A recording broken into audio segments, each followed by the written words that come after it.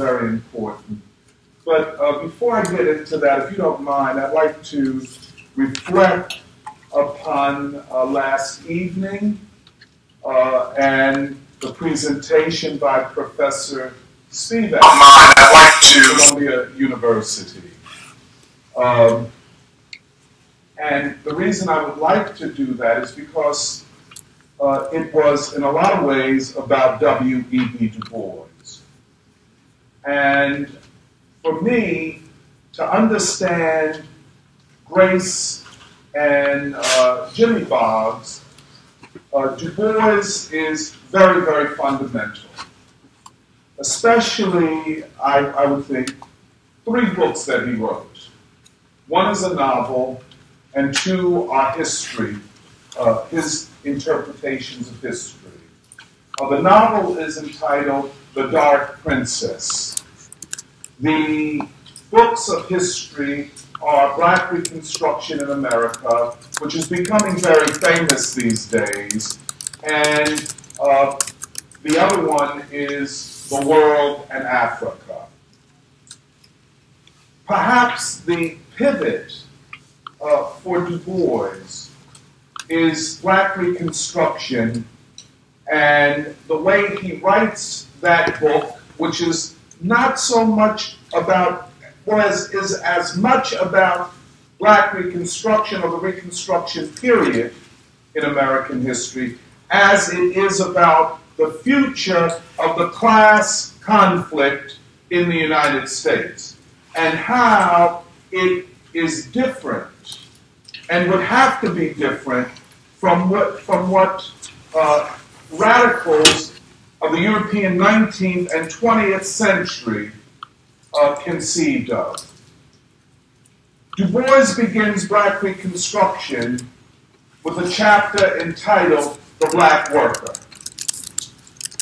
That chapter, I don't know if Jimmy Boggs and Grace Lee Boggs had read that book. I think they may have. But that is where Grace and Jimmy begin. And that is where, in my opinion, Grace establishes an anchor in genuine radical politics. In other words, Grace is born in 1915.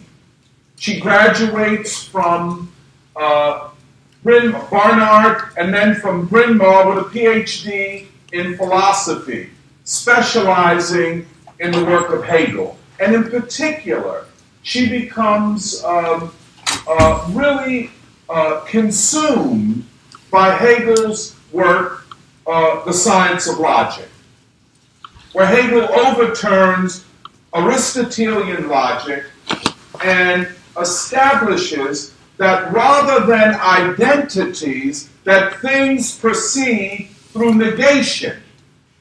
And of course, she studied how what Hegel did impacted upon what Marx wrote, especially his work, Das Kapital.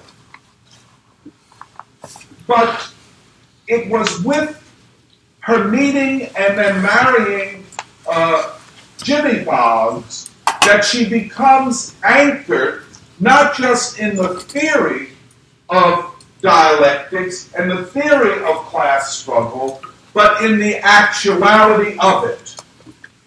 And hence, she, I would say, begins her real political life with the black worker, the black proletariat. Previously, and I think this is very significant, you can see it in the film, or somewhat see it in the film, and definitely in her autobiography, that she goes from Bryn Mawr and the PhD to what was a form of Marxism and revolutionary thinking, what we call Trotskyism. And she is aligned with a very narrow and sectarian form of Trotskyism in a, first of all, in the Socialist Workers' Party, but a split off from it called the Workers' Party, headed by the very famous black and Trinidadian theorist C.L.R. James. And you might know that he wrote the famous book on the Haitian Revolution called The Black Jacobins. But in terms of political practice, they talked about class conflict. They even talked about how the black struggle and the black worker impacted the class struggle in the United States. But until Grace comes to Detroit and marries Jimmy Boggs, who is a Chrysler worker from the South and not formally educated in the university, that she really begins to grasp what Du Bois was talking about in Black Reconstruction and the black worker, the black proletariat, and how the black proletariat would be the guiding and leading force in the class struggle in the United States. And I'd just like to say a couple of things about that book, which are seldom talked about.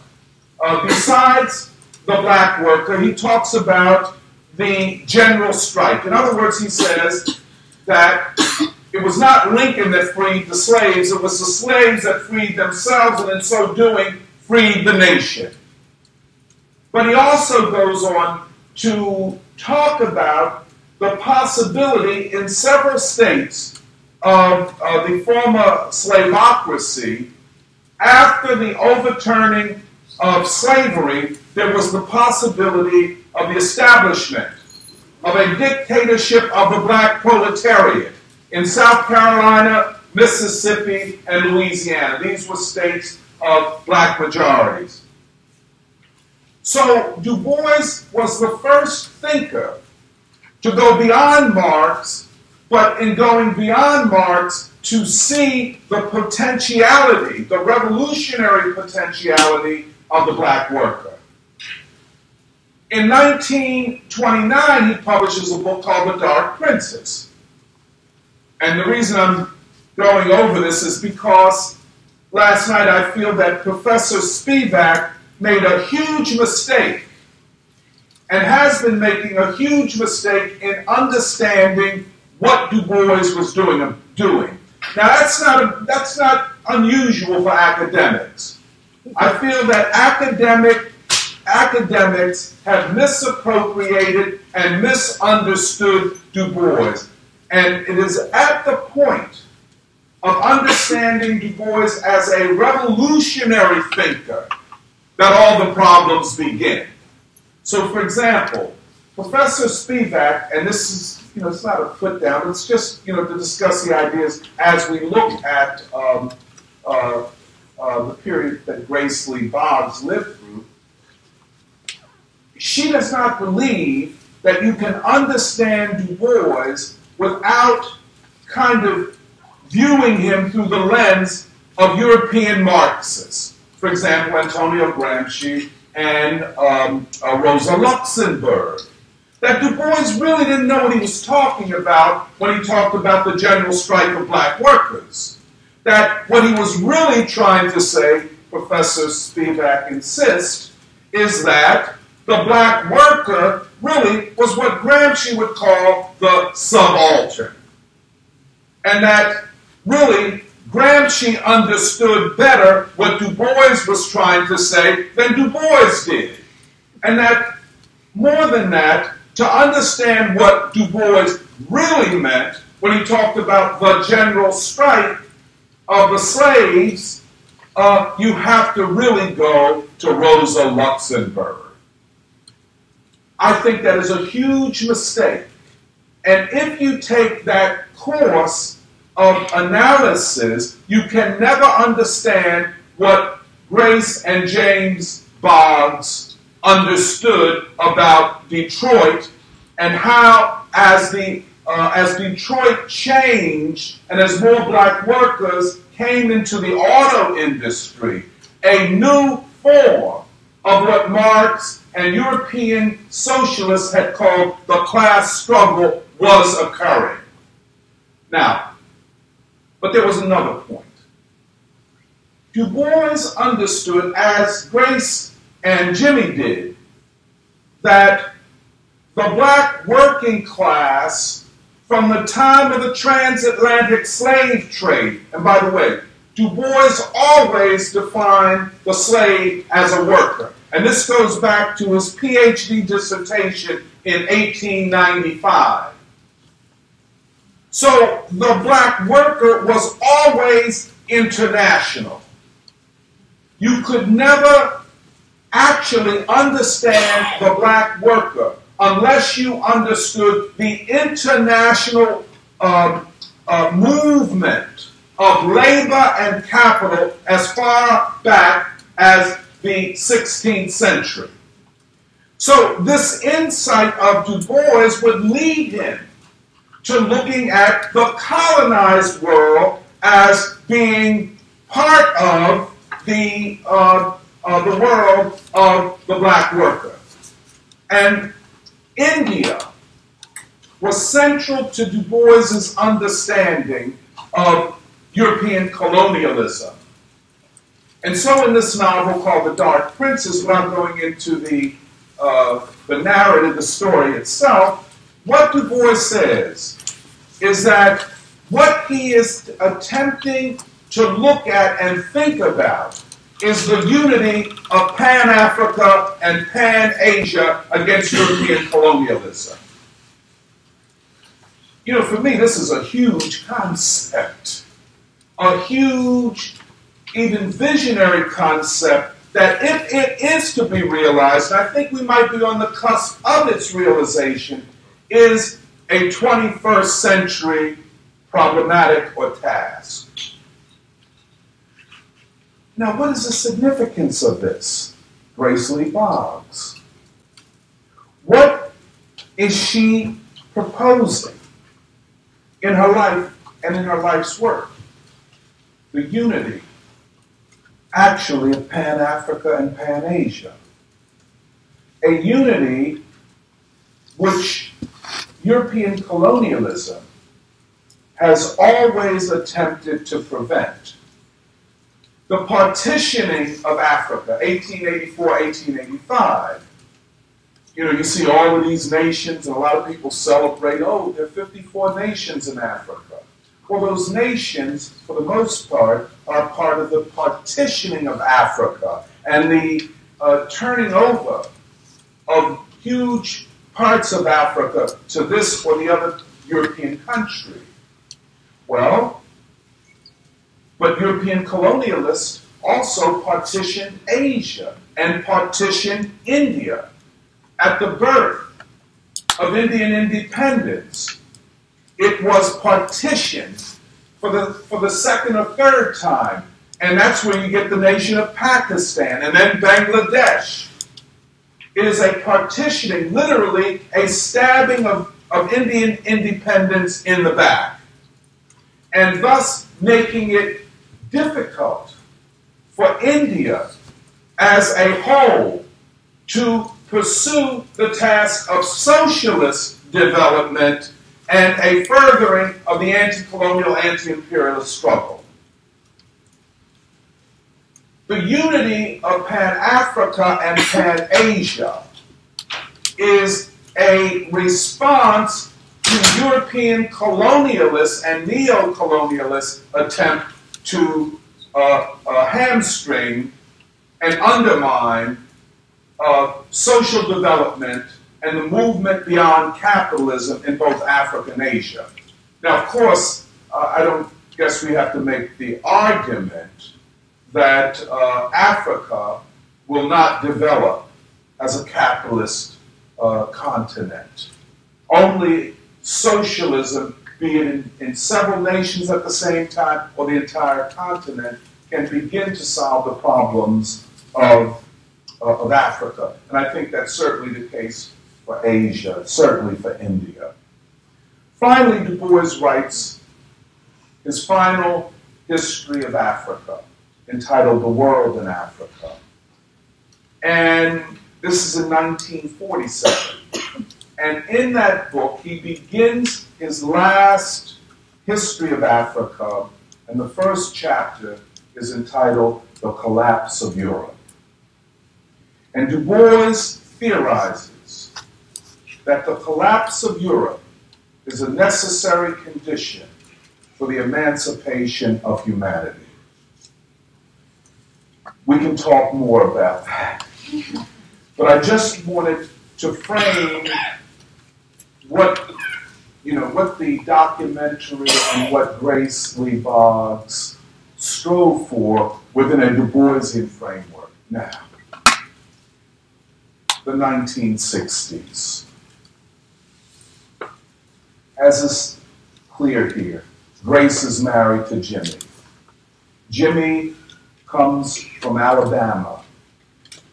He comes out of a sharecropping economy. Sharecropping is not all that different from chattel slavery. The opportunity of former slaves to join the industrial proletariat is an opportunity that they seized upon. And they were not unconscious of what this would represent. So he comes to Detroit. Again, he works in Chrysler plants. And, as Grace said, and she says it in her autobiography, she invites Jimmy to dinner. He seems not to be interested in dinner or anything else. She cooked lamb chops, and he said he didn't like them. But at the same time, at that dinner, he asked her to marry him. And it was a revolutionary relationship. But both of them had been connected to C.L.R. James and what was known as the Johnson-Forrest tendency within the SWP and within American Trotskyism. But that was all theory. And Grace, in this marriage, for the first time, has the opportunity to test theory in practice. But a lot of things are happening. You have the civil rights movement. You have this debate between Malcolm, who in the early 60s represents a form of revolutionary black nationalism, and Martin Luther King, who represents not so much revolutionary black nationalism, and certainly not what people have smeared the civil rights movement with, integration or assimilation. What Martin Luther King represented is a form of what we would call radical democracy, democracy from below. And clearly, the movement in the South, if you go back to the Montgomery bus boycott, it was a movement of the black working class of Montgomery, Alabama. There was a 380-some day boycott of the buses of Montgomery because black people were forced to sit in the back of the bus and give up their seats when white people got on. This was a huge victory, and the first major victory of the modern civil rights movement. So the idea that King represented reformism and assimilationism, and Malcolm represented revolutionary nationalism, and these two were opposite and competing strategies and so on, was not necessarily so. And always in such a narrative, King is presented as the weak one, and Martin, as Ozzy would say at Malcolm's funeral, are revolutionary manhood. And so King was always forced into this thing of having to defend the form of resistance that had developed in the South. And I think that Jimmy and Grace had, I think as Grace will say at the end, had a misreading of King and the civil rights movement.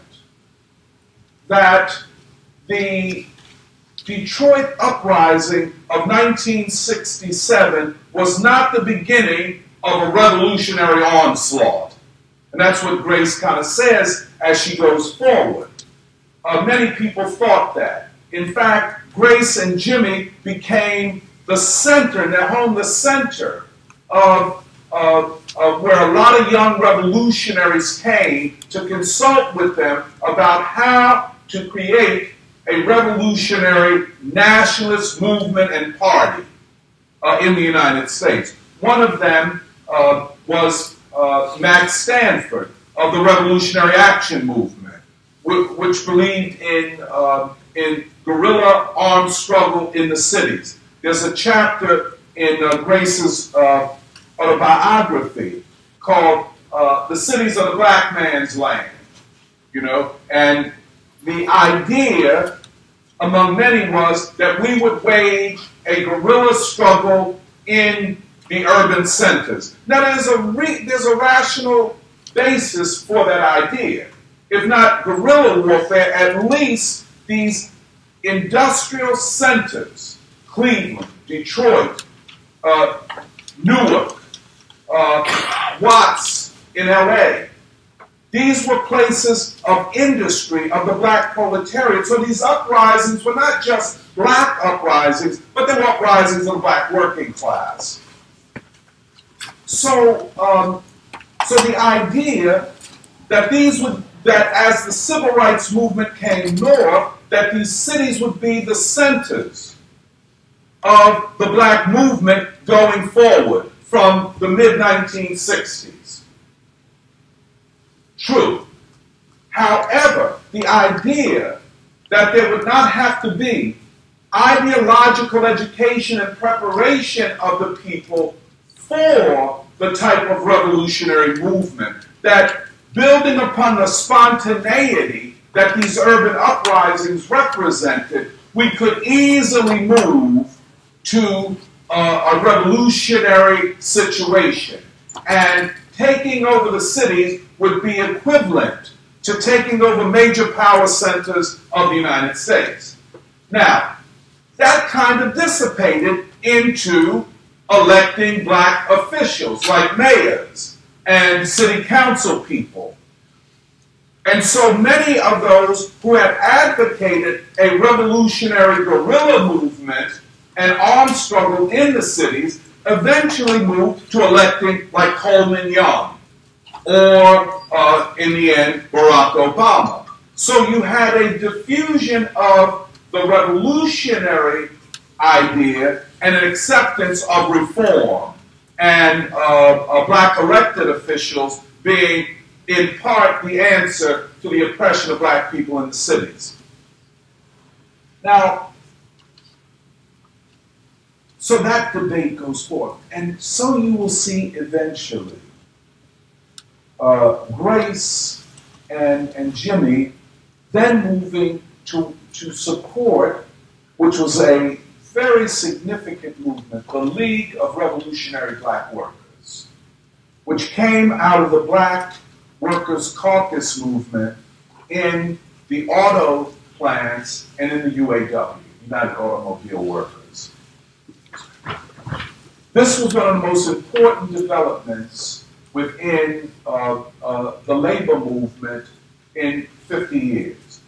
In the 1930s, the industrial unions were organized in auto, in steel, in meat packing.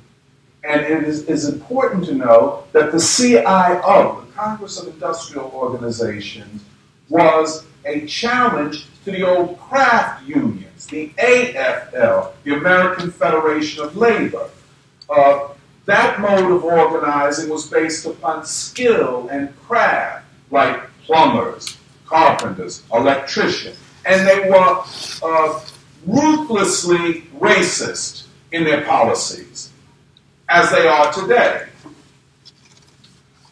The CIO, or the industrial organizing, was based upon all workers in an industry being organized irregardless of race or craft, or eventually gender.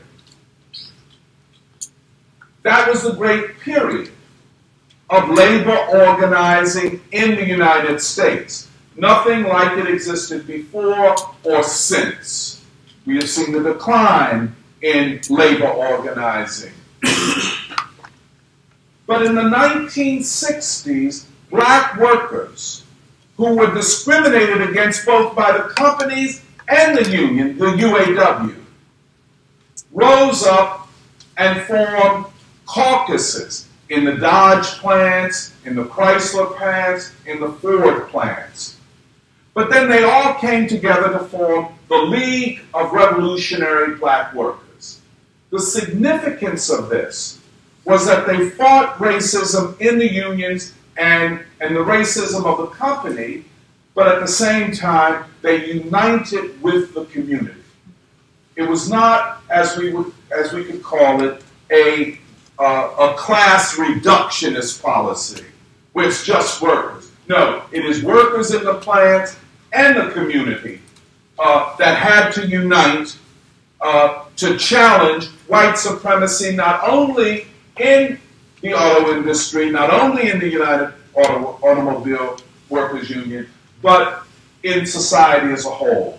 Race was a central part of that. Their writing on the American Revolution, on the black worker in the American Revolution, was very important to galvanizing the League of Revolutionary Black Workers. At the same time in Detroit, you had the Black Panther Party.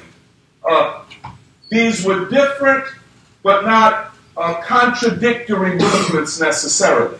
The Black Panther Party had proposed several things. One, what Huey Newton called revolutionary intercommunalism, which is a form of internationalism within the United States and within the world. And revolutionary intercommunalism was a specific form of class unity in the United States, but it emphasized the unity of workers and peoples of color, very similar to Du Bois's concept of the unity of Pan-Asia and Pan-Africa, the majority of humanity. However, the Panthers did not exclude the possibility of this intercommunalism, including white people and white workers in particular.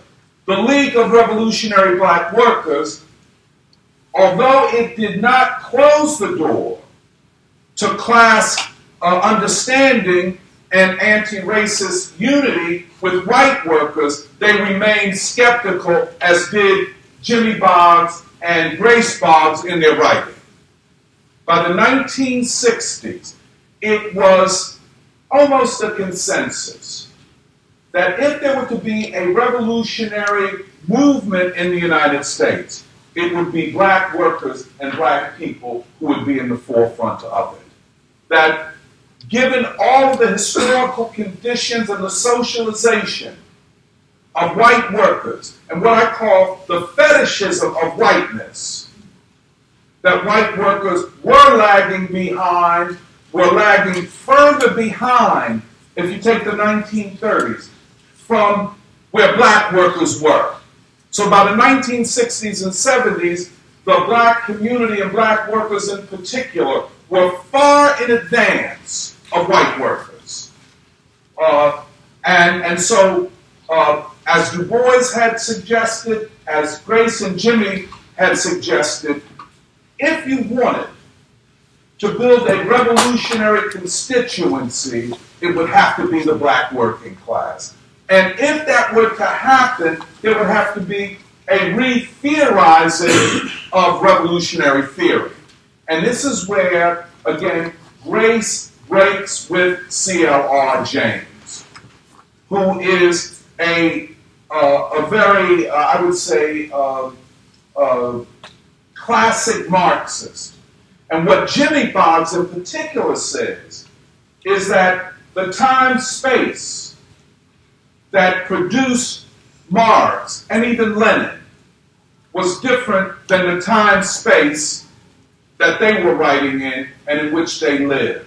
And that's where Grace will constantly come back to this idea of evolution and revolution, of everything is in constant change.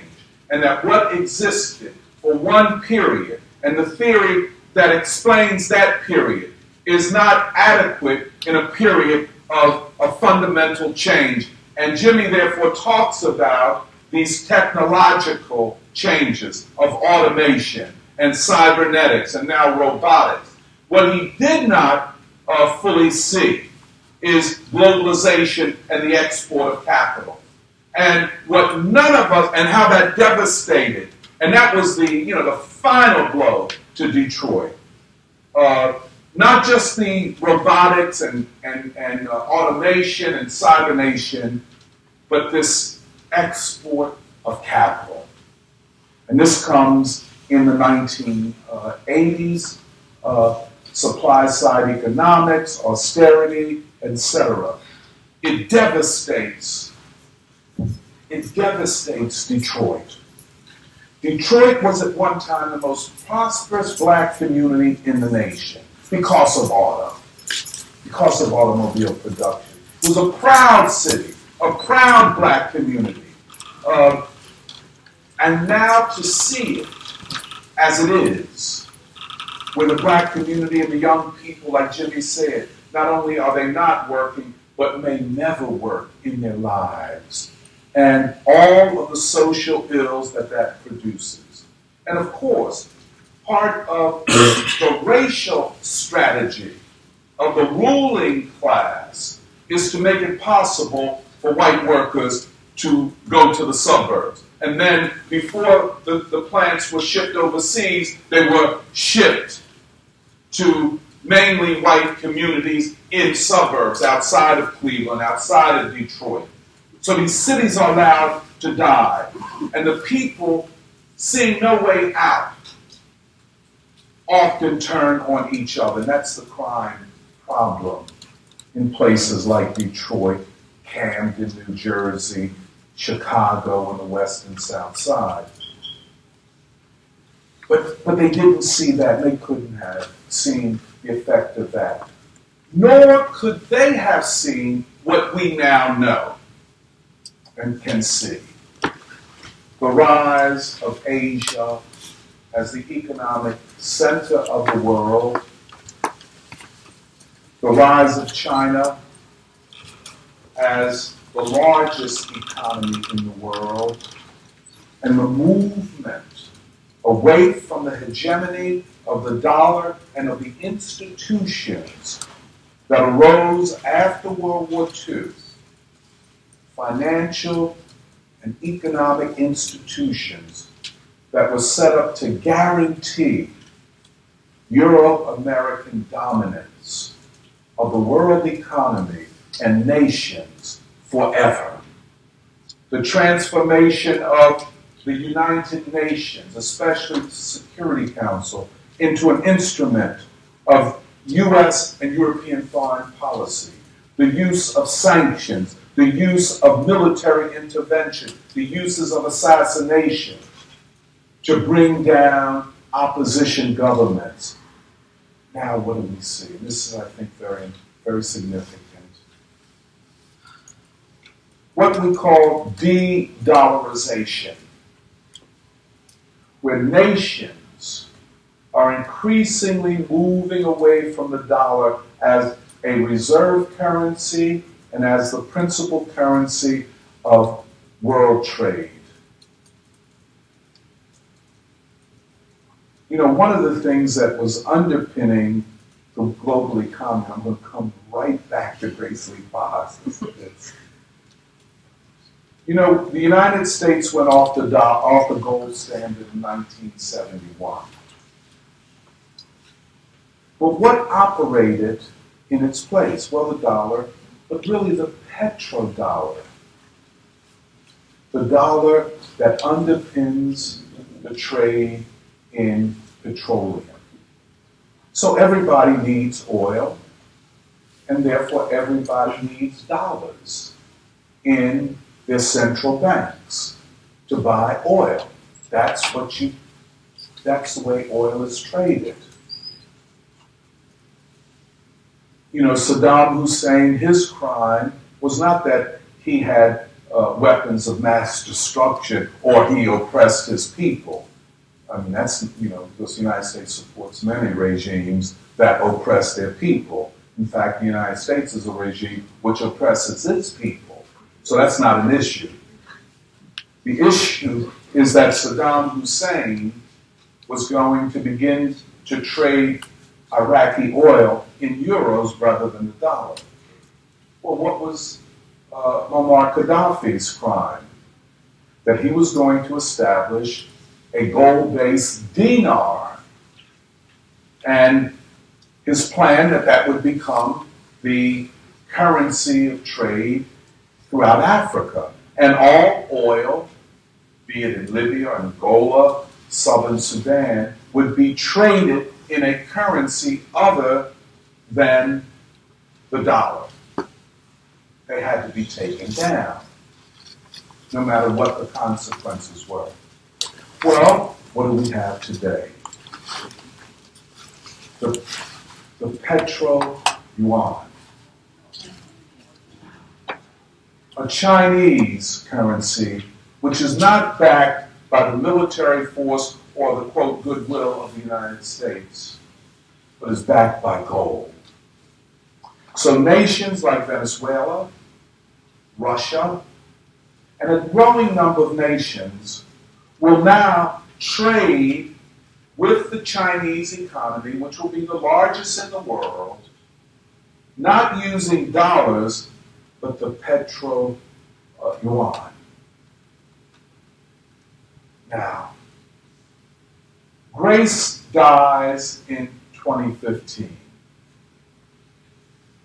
She's trying to find a way to stabilize community as a step towards creating a revolutionary consciousness. People have to have hope in order to gravitate and think about a future.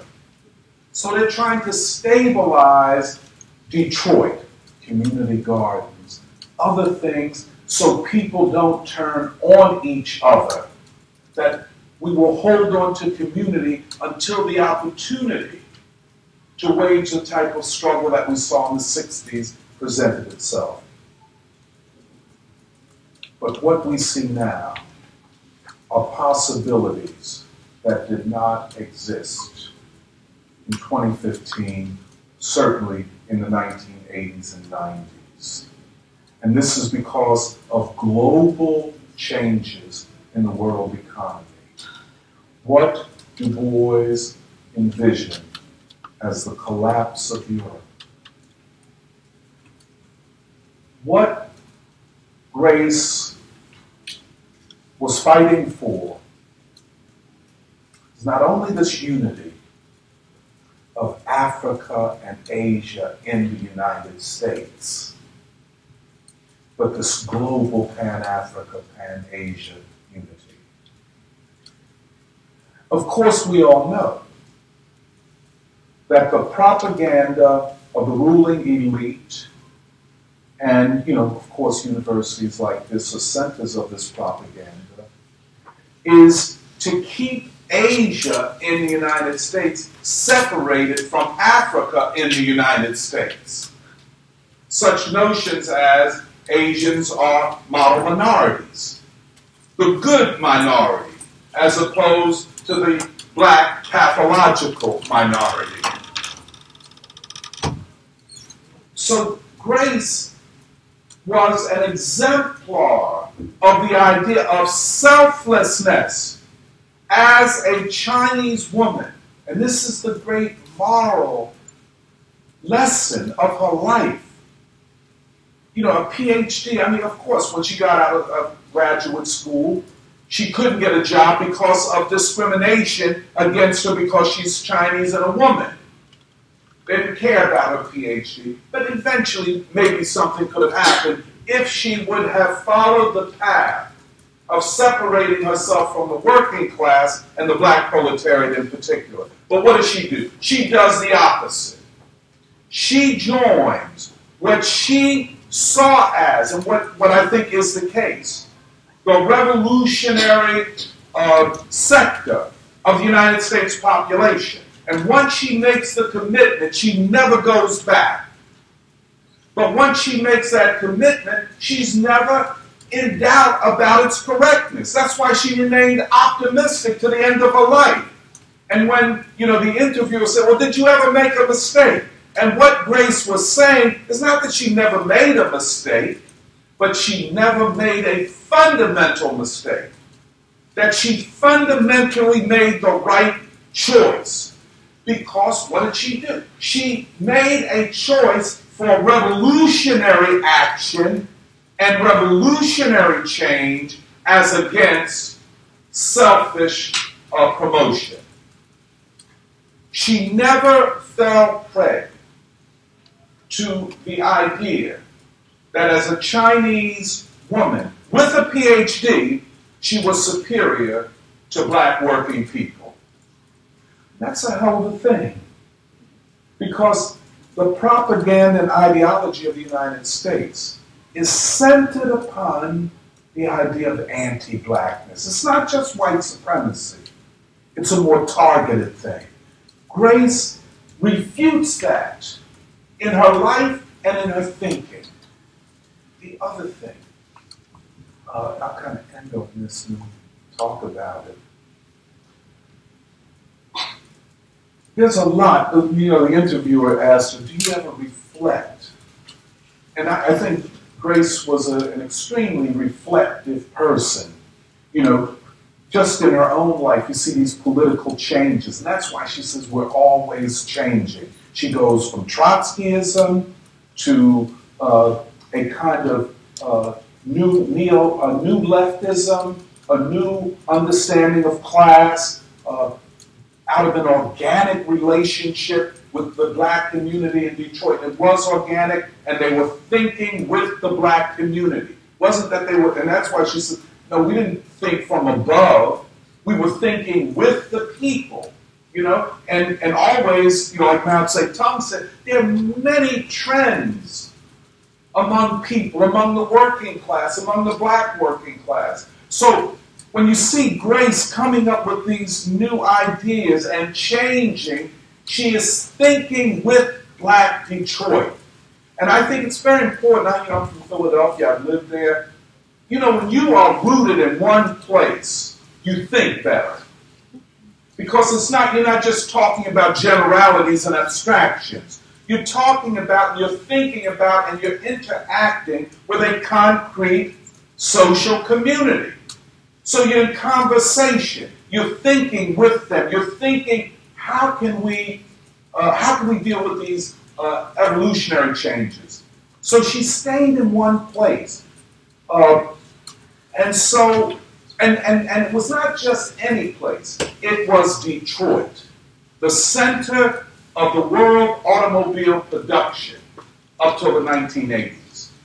So you're dealing with a proletariat. And where should a Marxist be?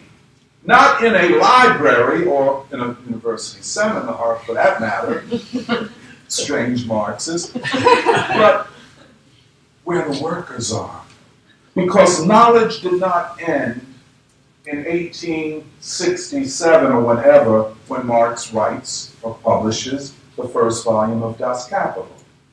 Most academic Marxists believe that, however, that knowledge and theory kind of ended there. And many dogmatic Marxists believe that.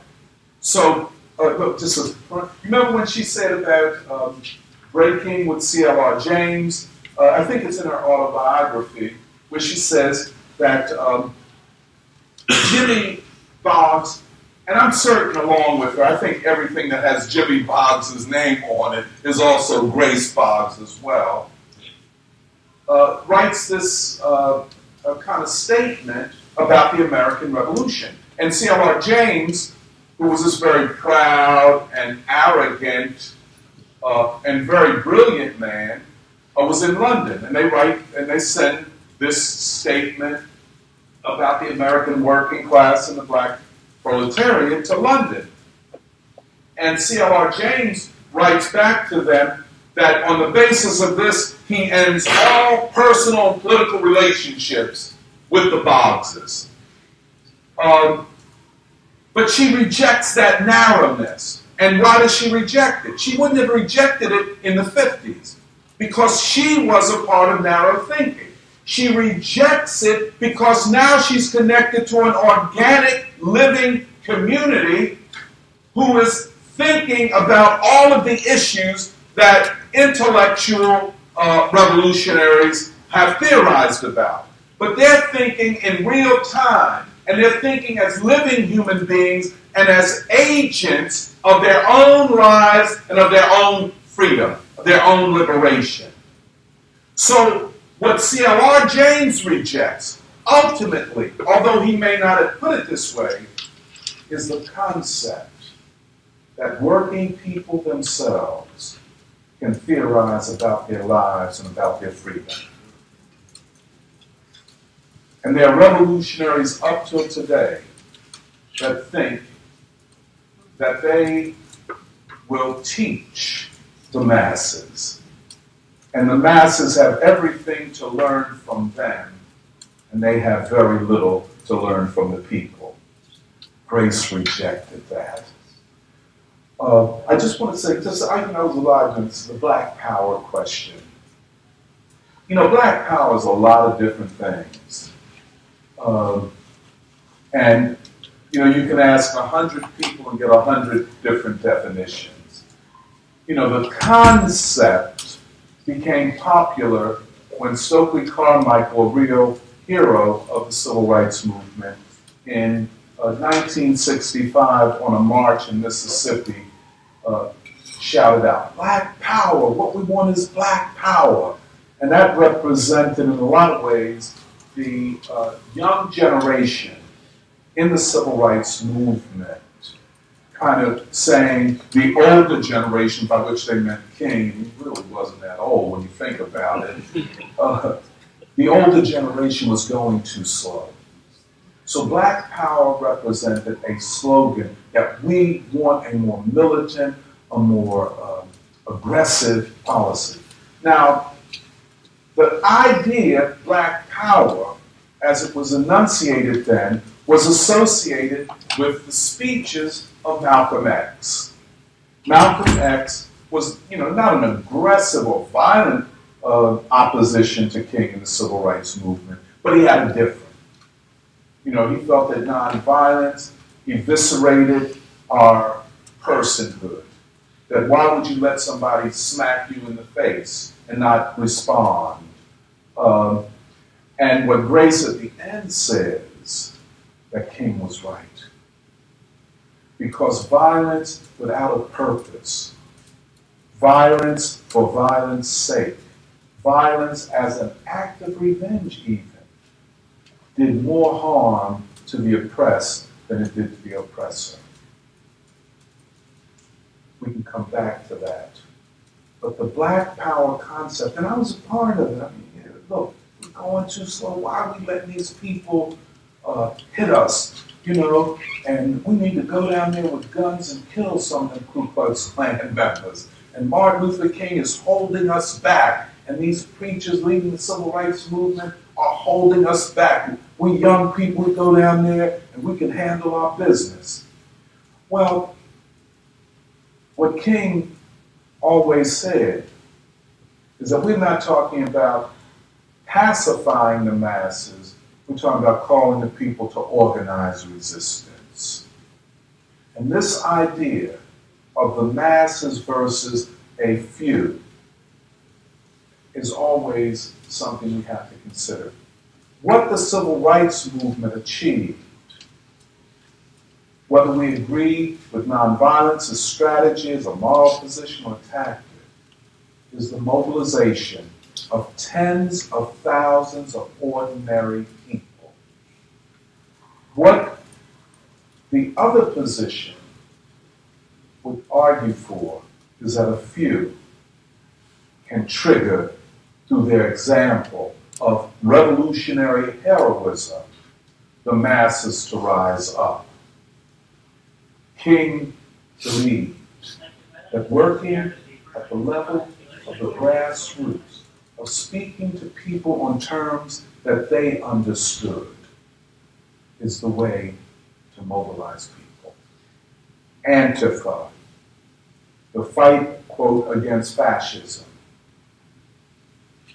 Well, you know, it's a fallacious argument to start with, because the assumption is that fascism started on November 8th. I mean, what about the last 300 years? What about Jim Crow segregation? And what about the idea that a small number of white radicals and anti-white supremacists, all white, are the vanguard of the fight against white supremacy? I mean, for any thinking black person, that's already an insult to your intelligence. But it is the idea of revolution from above, resistance from above, not galvanizing and mobilizing the people. And finally, it was Grace who took her understanding of the black proletariat and the black proletariat in a context of a shrinking economy. Her idea was that the struggle for the hearts and minds of people had to be on terms that people understood, and that struggle was more about the people than it was about the revolutionaries. So I'll stop there. Thank you very much.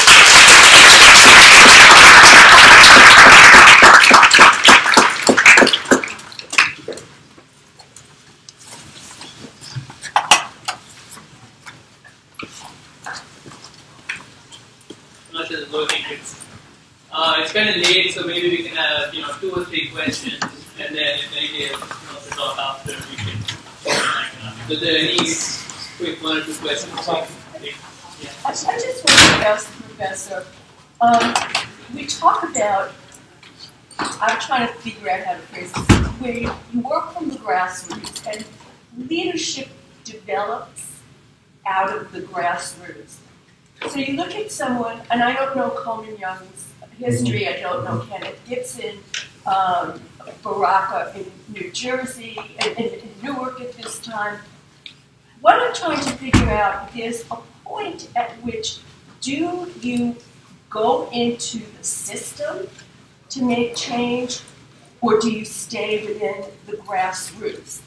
And of course, you go into the system, you are beholden to the system, you stay in the grassroots, you are kind of, there's still the divide. So is there a way to bridge the gap so people then become, and not necessarily I mean the system the way it is, but then are working in a way that they have taken control, for lack of a better word, of where they need to go without, giving in to making all these deals and losing the base, the people, the community. Yeah, first of all, there arose an argument in the black community, the black struggle, that the two were equivalent, that the grassroots revolutionary organizing and the electoral strategy was equivalent, and they're not. The electoral strategy is only secondary. The primary strategy is the grassroots political education, mobilization, and organization to hold whoever you elect accountable. And what we saw with Coleman Young, a former member of the Communist Party, an organizer of the UAW, what we saw is that Coleman Young became increasingly unaccountable and ultimately, under the guise of fighting crime, attacked the working class. Now, I'm from Philadelphia. Our first black mayor participated in dropping a bomb on a whole neighborhood. You know what I'm saying? And I'm not going to tell you about the next two. And the police chief who was there. Right. Well, but we're talking about black ones now.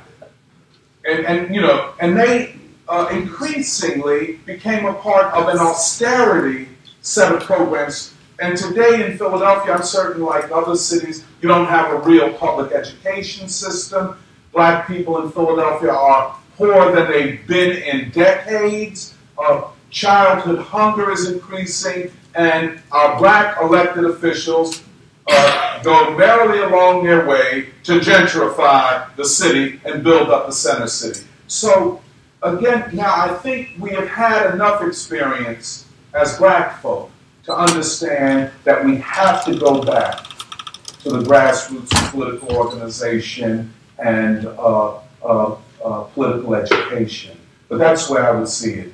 They're not equivalent. Electing people has not been the tool that we once thought it could be, or a lot of people thought it could be. Because, a lot of these people, like you take these elected officials, they were one-time grassroots community organizers. And then they get elected, and they get paid, and they get pensions, and they forget about where they came from.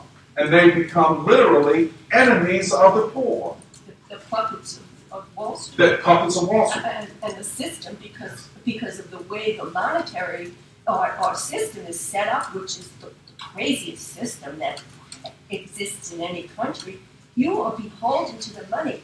The people will put you into office because you do a good talk with them in a certain way, but they're not your they are not your constituents. And elected officials, this is the experience that I've seen. Elected officials have an interest in keeping the masses politically unorganized and politically confused. And they walk around like peacocks. So we have to return to grassroots organizing.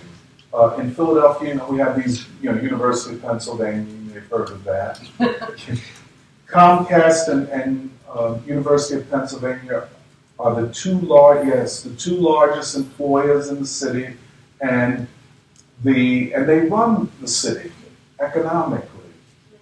And so, I agree. So they're not equivalent, that's what I would say. And I think that's Grace's position. When you really, hear her, even as she came to the end of her life, her moral principles remain the same.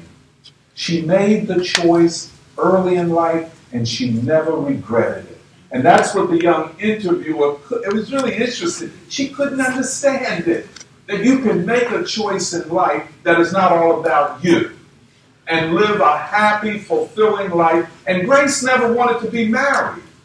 But she found in Jimmy the man she would marry because they shared values of morality. And Grace was a liberated woman all the time. She had many lovers, including a couple who were married. You know what I'm saying? So there was no question about that. But she saw in this man a man whose morality and hence ideology was the same as her. And and they used to fuss and fight horribly because they were both, highly motivated political actors. And the ideological struggle they would wage, within the marriage. But she never regretted it. He never regretted it. He had been married previously. He had 6 children from a previous marriage, But here he found, I guess today they call it his soulmate or her soulmate, but it was really their moral and ideological. It was a very equal and equitable partnership. Yes. They were very much on the same level with each other. Yes, and that's why. Fighting sometimes is okay. Okay. Well, thank you so much, Dr. Monteiro. Thank you. I wonder if any students had a question for Dr. Monteiro or a question they wanted to raise. Go ahead. Oh, here's one. Yes. How would you respond to automation and what's happening? I mean, what's clearly happening in the video, but continues to happen even in places in the South where, there's hope for workers and low wage, especially black workers in the South, going to these industries, but now those are jobs that are being lost. It's suddenly, people will visualize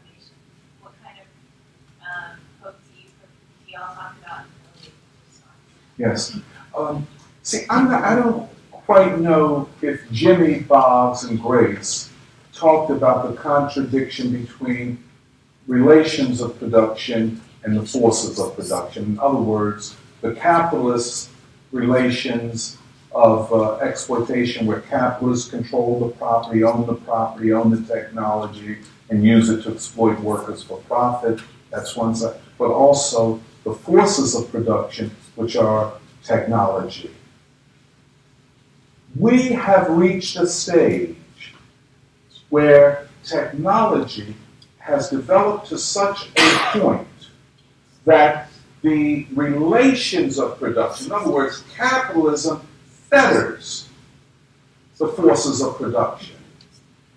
We can be at a stage of socialist development, almost near communist social and economic development, based upon technology, existing technology. In other words, the slogan for socialism is from each according to his or her work, from each according to his or her ability, to each according to his or her work, right? So you have to work. So, you could see socialism where you still have an 8-hour day, or in some places more than that. Early or primitive socialist development. But you can reach a point that we're at, given technology, where the 8-hour day should be reduced to 4 hours. And so much wealth can be produced that most of human social activity would go into the development of human beings as human beings, rather than human beings as economic units, where there's so much wealth that you don't have to worry about where you're going to live, where you're going to get food. And so people are freed up to think about those things that are uniquely and specifically human. However, to realize that, we have to get this system, these social relations of production, off of our backs. A lot of people have a lot of criticism of the path that China has taken. I do as well. I mean, in this recent Deng Xiaoping going forward period. But if I read Xi Jinping's speech correctly, they're saying by 2049, the 100th anniversary of the Chinese Revolution, they should be an advanced socialist economy with a high level of life for its people. Now, for us in the United States, we're talking about a period of the state control of wealth and the redistribution of wealth. This idea of a Bill Gates or the owners of Facebook and all this, these multi-billionaires sitting on top as parasites of a society where 50% or more are in or close to poverty. This is absurd. All of that has to be taken from them and redistributed. The banks, all of Wall Street has to be shut down. It's not because I don't like them, although I don't, but it is the only rational way for society to develop. You have to take from somebody. They cannot, at this stage with the technology and so on, that level of the concentration of wealth cannot coexist with the rest of us. We can't coexist with it because its logic is so predatory and anti-human that it is destroying us, not to mention that in order to hold on to the system, they have to globalize it, which means they have to enforce it through war. Look, you take, if I might just say, we're talking about Pan-Africa and Pan-Asia. The United States is threatening nuclear war on the Korean Peninsula. Okay? So, for decades we've had a puppet regime in South Korea. let's be real, that is protected by the U.S. military. Now you have a government in North Korea. And they're saying, we're drawing a red line. You're not going to threaten us. We're not going to be Muammar Gaddafi or Saddam Hussein. You attack us, we're going to have the capacity to respond. And more than that, you're not going to do to us what you did from 1950 to 1953, which was a genocidal war against the Korean people, and in particular people in North Korea. Now, I know China, I think China's policy and Russia's policy on the Korean Peninsula thing is almost to give some ways the United States too much carte blanche, too much freedom to act as it wants to.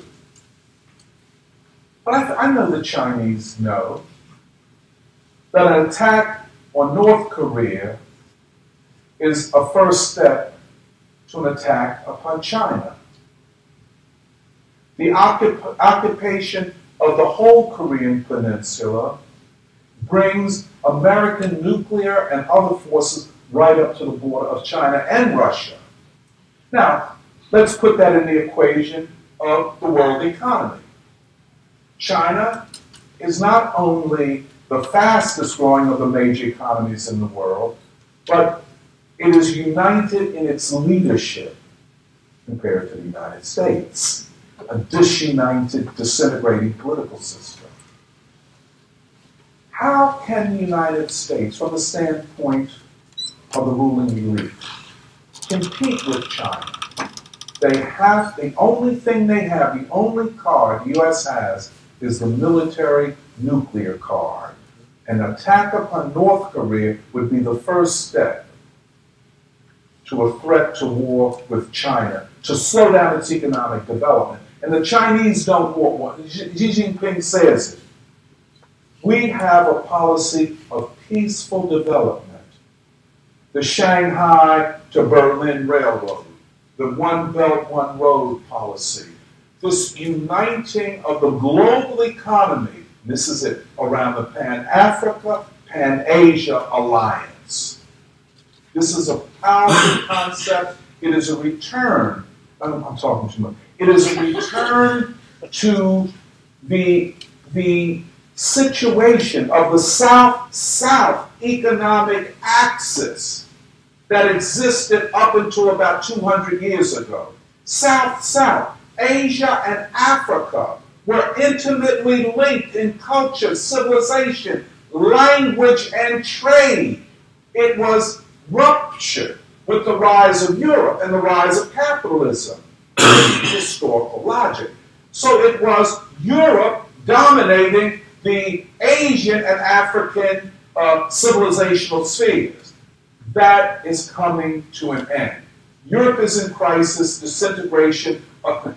Amen. We don't even know if the United States, with what's going on here, can survive another 20 years. So we are on the cusp of great changes, and I think one of the key things is whether or not out of us will come the type of vision, the type of thinking that can say in ways that people can understand, not revolutionary slogans, I mean, not hoodies and black masks and all of that, but in ways that the people can understand, in a way that Grace and Jimmy understood it. With the people, capitalism can no longer work. It is unsustainable. We have the technology to make life a paradise on earth, what James Baldwin called the New Jerusalem.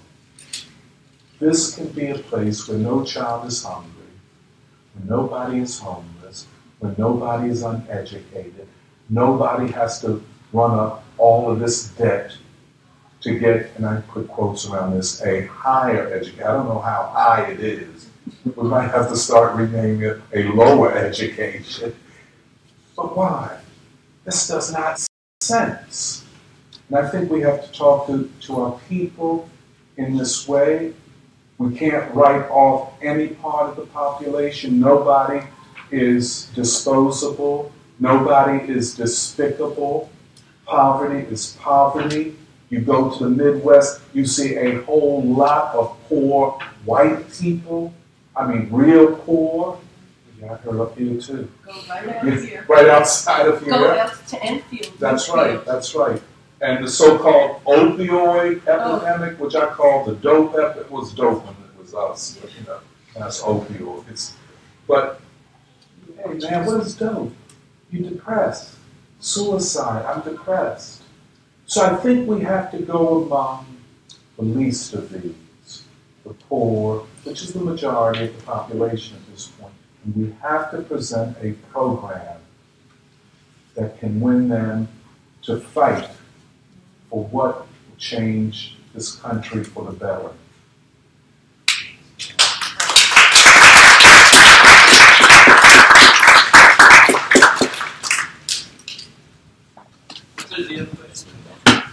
Wow.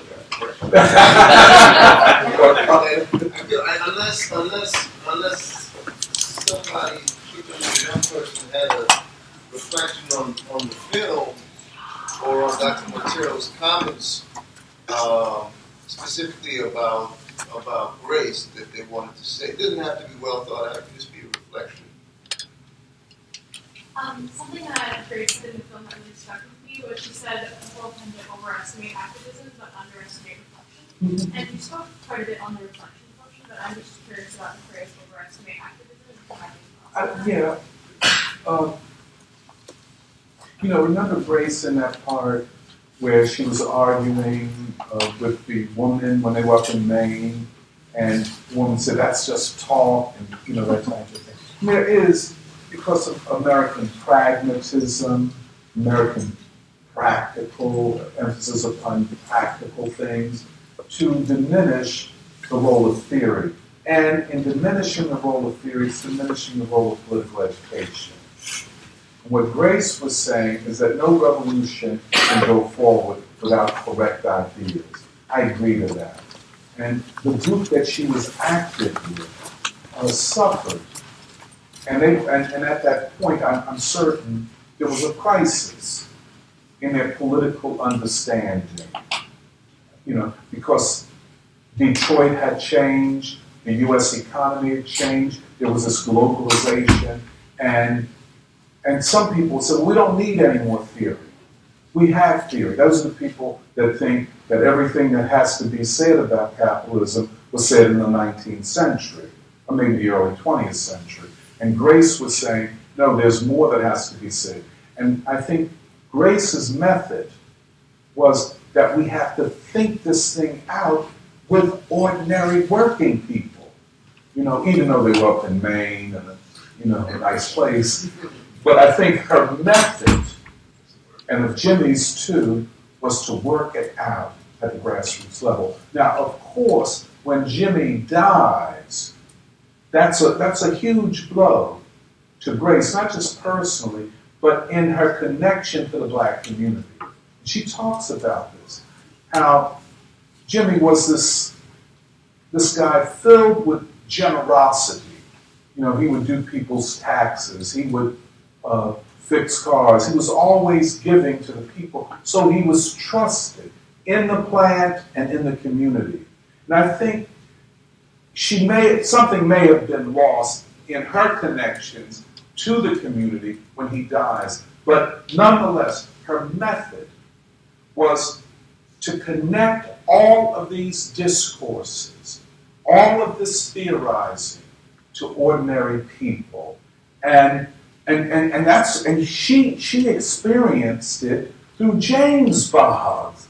I don't know if James even graduated from high school. He is this organic intellectual, this autodidact. And she knew through her marriage to him what ordinary black Southerners who still talk with that deep Alabama accent, which is really funny, which has a sing-song to it, which is, you know, really you can trace it back to West African language, that these people, who people like C.L.R. James could not see, could not understand that these people could theorize the moment and the future. So that's what I think she was saying. She was trying to go against the idea that we don't need to, because once you say that, see, there are two, I'll end up. There are two fallacies that you can make. One, see, the fallacy of we don't need theory. You usually get that from petty bourgeois people. We don't need theory. Because you got theory. But what about the ordinary person? You know what I'm saying? That's one thing. The other side of it is that all we need is theory. You know, one, we don't need theory because that's too much like what, you know, elite intellectuals do. We need practice. If I'm a revolutionary, just like Antifa, I'm a revolutionary. I'm going to go out and punch somebody in the mouth. Just I'm not on the right one yet. You know, so they don't need theory because they just graduated from college and maybe graduate school.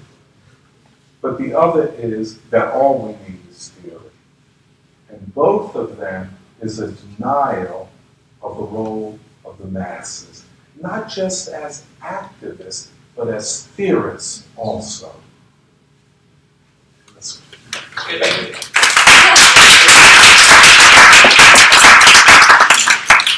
Maybe we should end on this and the people can hang out. Sure. Again, thank you so much. It's been a joy.